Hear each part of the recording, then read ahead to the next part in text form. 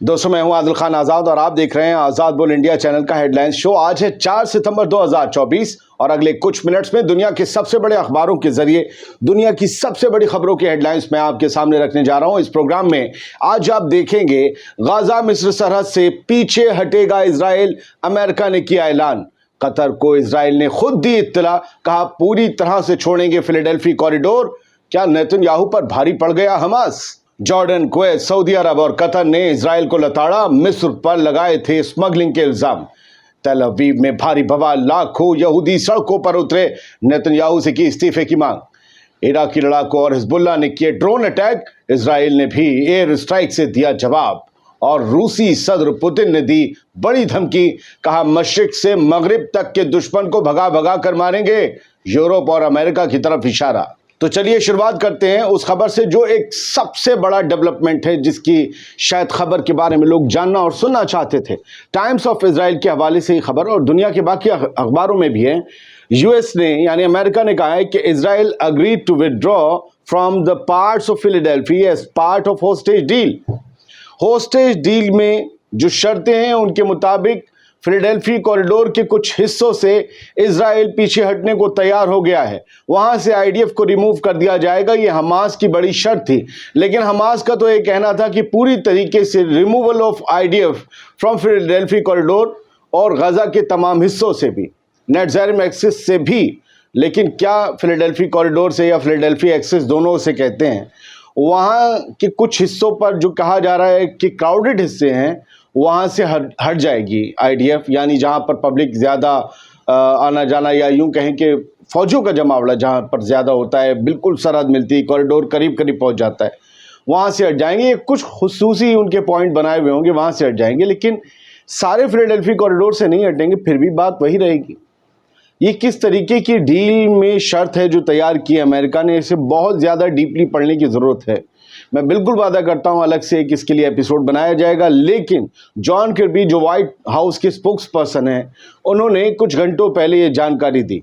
और अच्छा, इसके साथ ही एक और खबर ये आई है इसी सिलसिले में, द टाइम्स ऑफ इजराइल में। वो दूसरी हेडलाइन है कि इजराइल ने कतर को, जो मेन मीडिएटर है इस पूरी ceasefire deal, hostage deal को लेकर, कतर को ये इन्फॉर्म किया है, बल्कि अश्योर किया है, बिल्कुल मुतमईन किया है कि IDF would fully pull out of Philadelphi in ceasefire second phase. First phase में कुछ पार्ट छोड़ देगी फिलाडेल्फी कॉरिडोर के, जैसा कि अमेरिका की बातों से अगर अंदाज़ा लगाएं, आईडीएफ छोड़ देगी। दूसरे जो फेज जाएगा सीज फायर का, उसमें पूरी तरीके से फिलाडेल्फी कॉरिडोर को छोड़ देगी आईडीएफ, ये कहा जा रहा है। यानी अपना पूरा कंट्रोल आईडीएफ फिलाडेल्फी कॉरिडोर से गजा की एक इकलौती सरहद जो मिस्र से लगती है उससे हटा लेगी। अगर ऐसा होने जा रहा है तो यह हमास की बहुत बड़ी जीत है और बेंजामिन नेतन्याहू की हार है। आईडीएफ की हार इसलिए ज्यादा नहीं कहेंगे क्योंकि आईडीएफ को संभालने वाले और देश की तमाम मिलिट्री को संभालने वाले योव गैलेंट, वो पहले ही कह रहे थे ये बेवकूफ़ी भरी बात है कि फिलाडेल्फी कॉरिडोर पर हम अपना कब्जा जमा कर रहे हैं और बाकी के गजा से कहते हैं जाओ तुम फ्री हो, हम जा रहे हैं। ऐसे कैसे हो सकता है? किसी की सरहदें आप संभालें और अंदर आप लोगों से कहते हैं यू आर फ्री, ये हो ही नहीं सकता। वो राजी नहीं होंगे। तो ये कहा गया नेतन्याहू की ऑफिस की तरफ से, गैलेंट का दिमाग खराब है, he is out of control, he is out of mind. ये हेडलाइन थी इन्हीं के अखबारों में। तो अब फिलहाल अगर ये बात सही है जो कतर को अश्योर किया है इजराइल ने, तो ये हमास की जीत कहलाएगी। और इससे ये पता चलेगा कि अमेरिका के हथेली लगाने के बावजूद, इतना गोला बारूद मिलने के बावजूद इजराइल को, और इजराइल के कुछ और जो साथी हैं, दोस्त इधर उधर माय फ्रेंड करते रहते हैं, उनके भी गोला बारूद भेजने के बावजूद एक ऑर्गेनाइजेशन हार नहीं पाई। क्या इस बात पर पूरा एतमाद, यकीन किया जा सकता है जो इजराइल कह रहा है, जो अमेरिका कह रहा है? पता नहीं। लेकिन अगर यही होता है तो ये बेंजामिन नेतन्याहू की और इजराइल की हार होगी, क्योंकि कोई भी उनका जो टारगेट था वो अचीव उनसे नहीं हो पाएगा, हमास एलिमिनेट नहीं हो पाएगा। बढ़ते हैं सर आगे।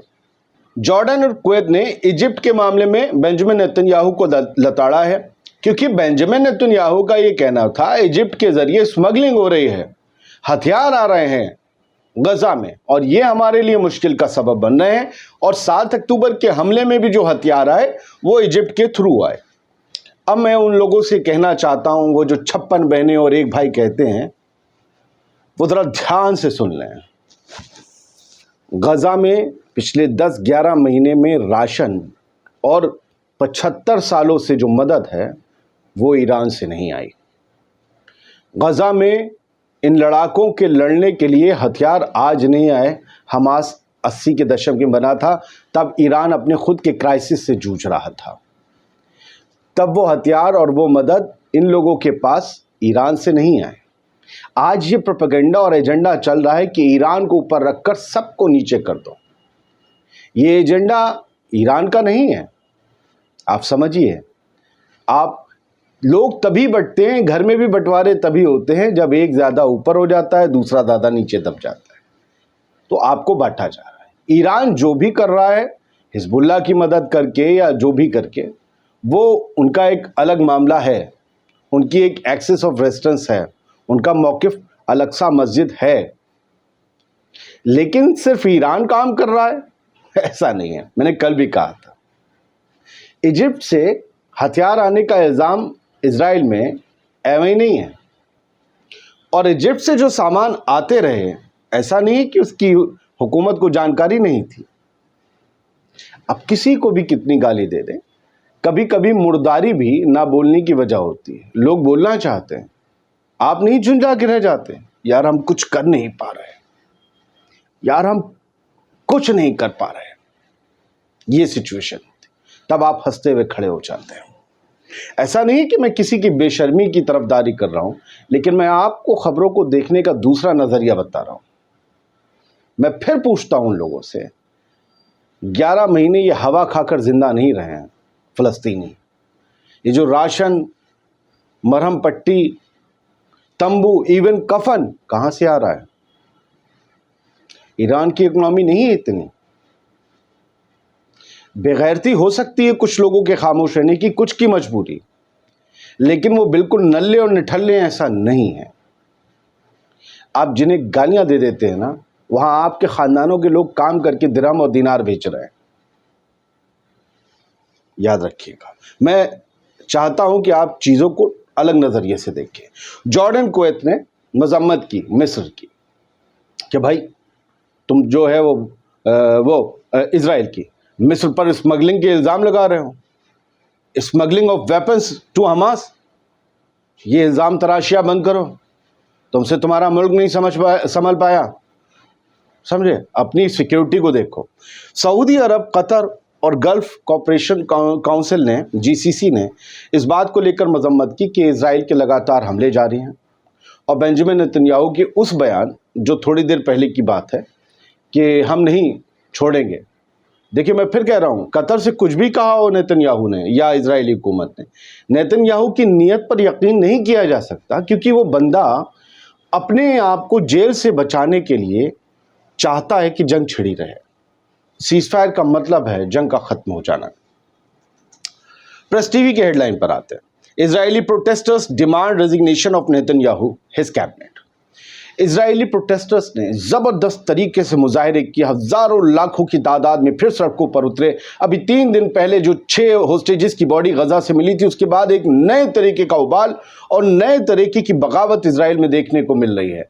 ये बगावत डेमोक्रेटिक है और अपनी हुकूमत के खिलाफ है, जो मुतालबा करती है कि बेंजामिन नेतन्याहू को गद्दी से हटाओ और गजा में होस्टेज डील को अंजाम दो, ताकि हमारे लोग घर वापस आ सके। बस, और कुछ नहीं। इन लोगों ने बैरियर्स भी तोड़े, नेतन्याहू के घर की तरफ भागने की कोशिश की, पुलिस से धक्का मुक्की हुई, मार पिटाई हुई है। उसके वीडियो तो हम आपको नहीं दिखा सकते।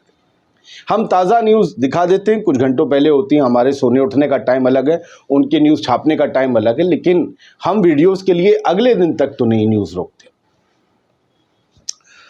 TRT वर्ल्ड ने खबर दी है, आपको पता है, मैंने जो आपको कल खबर दिखाई थी और ये परसों रात इसका बयान आया था, जब आप लोग सो रहे होंगे, हम सो रहे होंगे। बेंजामिन नेतन्याहू का time difference zone, time zone.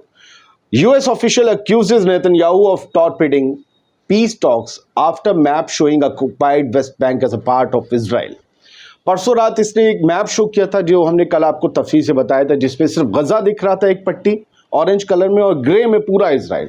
West Bank गायब था इस नक्शे से और इसे नेतन्याहू ने पेश किया था। इसके बाद यूएस के, अमेरिका के टॉप ऑफिशियल्स ने ये कहा है कि नेतन्याहू ने पूरी पीस टॉक को खराब कर दिया है ऐसे मैप पेश करके। उसने टॉर्पिडो, मतलब उसने आग लगा दी है।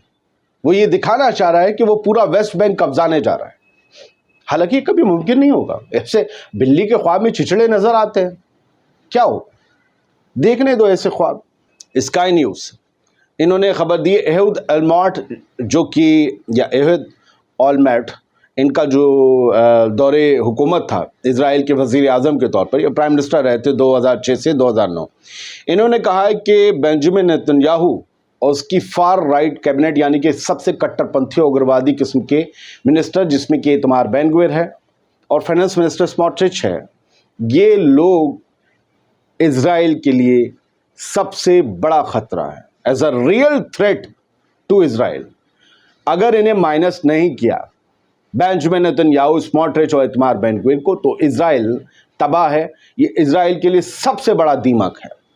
हमास के ऑफिशियल जो हैं ओसामा हमदान, ये लेबनान में रहते हैं और वहीं पर से हमास को पूरा जो है मैनेज करते हैं। ये बड़े सीनियर लीडर हैं। ओसामा हमदान ने ये कहा है कि इजराइल के तमाम जराइम में, तमाम जुर्मों में, और उसने जो गज़ा में जेनोसाइड किए हैं उसमें अमेरिका बराबर का शरीक है, उसके हाथ खून से रंगे हुए हैं। और जब भी इंसाफ होगा, अमेरिका का भी इंसाफ होना चाहिए। खैर, बढ़ते आगे, अब जल्दी जल्दी खबर करते हैं।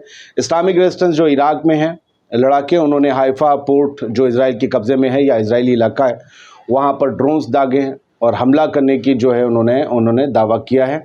और इसके अलावा जो है फिर इसी खबर को जो है इजरायली आर्मी की तरफ से करंट रिपोर्ट ने छापा कि इजरायली आर्मी ने दावा किया है कि आज सुबह सुबह हमारे एयर डिफेंस सिस्टम ने 3 ड्रोन्स को जॉर्डन में ही इंटरसेप्ट कर लिया। इससे पहले कि वो इजराइल के एयर स्पेस में दाखिल होते, हमने जॉर्डन के एयर स्पेस में ही उन्हें मार कर गिरा दिया। और ये ड्रोन्स हाइफा पोर्ट की तरफ दागे गए थे इराक से। यानी जो इराक ने दावा किया कि हमने ड्रोन्स दागे हाइफा पोर्ट पर, उसी के जो है लिए जवाब आया इजरायली आर्मी का। तो खबर तो दोनों तरफ की होती है। हम कह दें कि बेवजह कह दें तबाह और 4 शहर तबाह और धुआं धुआं और उड़ा दिया।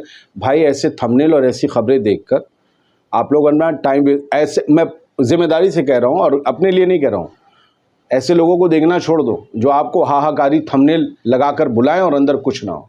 जब तक सबूत ना हो, सोर्स ना हो, खबर देखना, वो चैनल देखना बंद कर दीजिए। बहुत खेल हो चुका यूट्यूब का। उससे होता पता है क्या? यूट्यूब पर ये लोगों ने चैनल चला के, उससे होता है आपकी अकल पर पत्थर पड़ जाते हैं, आप उसी बिना पर कहीं बहस करते हैं, सामने वाला फैक्ट दिखाकर आपको शर्मिंदा कर देता है। आप मुझे मत देखिए, बहुत से अच्छे लोग हैं यूट्यूब पर, बहुत सी अच्छी न्यूज़पेपर वेबसाइट हैं, आप उन्हें पढ़िए, लेकिन सच पढ़िए।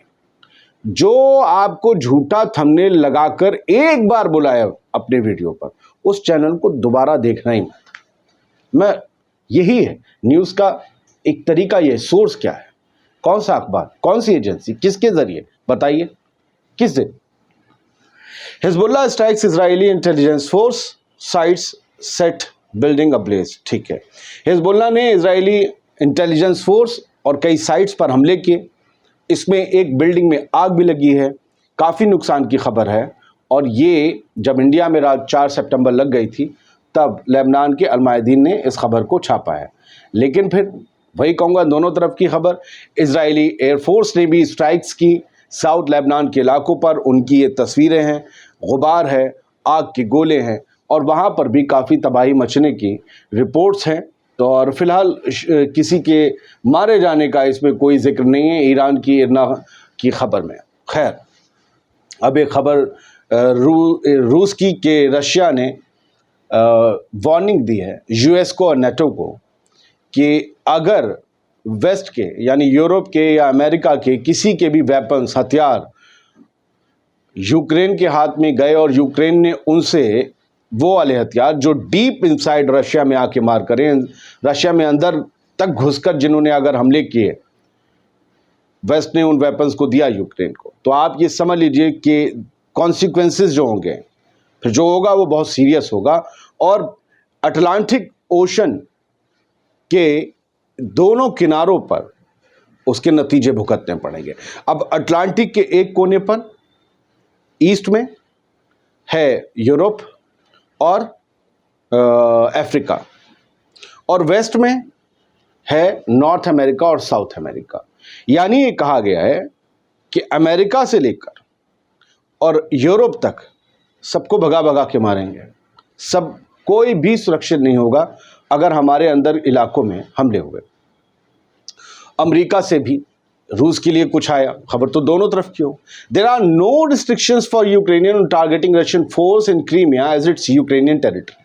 पुतिन का बयान ये आया क्यों था? इसलिए आया था, पेंटागन ने कहा है कि यूक्रेन के ऊपर किसी किस्म की कोई पाबंदी नहीं है, वो जो रूस के कब्जे में क्रीमिया है उसमें घुसकर अंदर तक हमले करे, क्योंकि क्रीमिया यूक्रेन का पार्ट है, रूस का नहीं। जबकि रूस ने उसे, आप जानते हैं, जीत लिया था, तो वो अपना ही पार्ट कहता है। यही वजह है कि पुतिन का वो आया था बयान। The US has also finalize plans. देखिए, ये वजह भी दूसरी वजह थी पुतिन के बयान लाने की। यूएस ने, अमेरिका ने पूरी तरीके से प्लान को फाइनलाइज कर दिया है। क्या प्लान है? यूक्रेन को वो लॉन्ग रेंज मिसाइल देगा और इससे रशिया में बहुत अंदर तक, रशिया की टेरिटरीज में मार की जा सकती, टारगेट अचीव किया। ये था मसला। मुझे लगता है ये खबरें काफ़ी हैं। बहुत बहुत शुक्रिया। इस पूरे प्रोग्राम को अगर आपने आखिर तक झेला हो, देखा हो, बता दीजिएगा। और ईरान वाली बात या बाकी मुस्लिम ममालिक वाली बात, उसे बस इस नज़रिए से देखिएगा कि आपको कहीं कोई लड़वा तो नहीं रहा है एक दूसरे को गालियां दिलवा के। बहुत बहुत शुक्रिया। सलामत रहिए, खुश रहिए।